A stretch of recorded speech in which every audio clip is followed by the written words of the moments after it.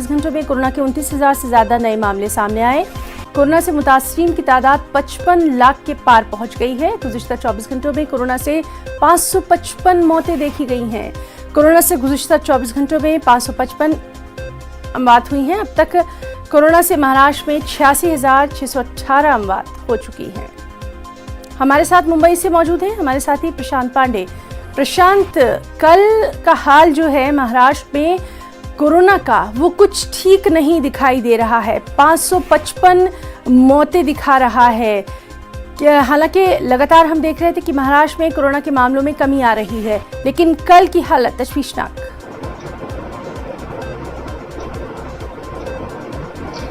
जी बिल्कुल, देखिए कल के अगर आंकड़ों पर एक बार नजर डालें तो महाराष्ट्र में 555 लोगों की मौत हुई है और मुंबई की बात की जाए तो मुंबई में 54 लोगों की मौतें हुई है और मुंबई में जो कल मरीज मिले हैं वो 1514 मरीज मिले हैं और वहां महाराष्ट्र के आंकड़े देखे जाए तो 29,600 हैं।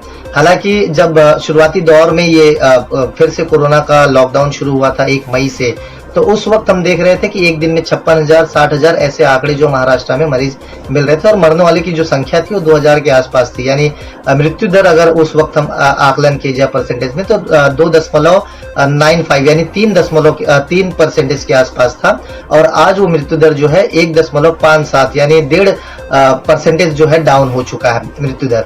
लेकिन सबसे अहम बात मैं आपको यहाँ पर बताऊं कि कोरोना के साथ साथ अब लोगों के दिमाग में एक नई बीमारी जो बड़ी तेजी से फैल रही है वो ब्लैक फंगस है।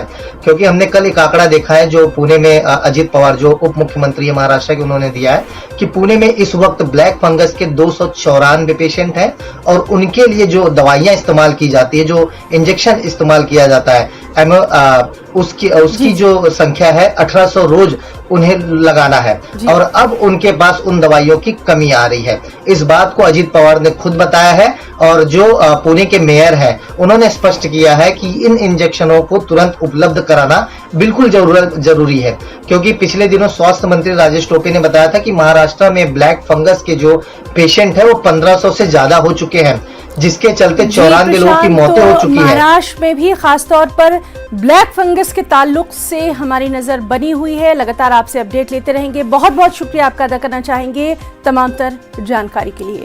और इस वक्त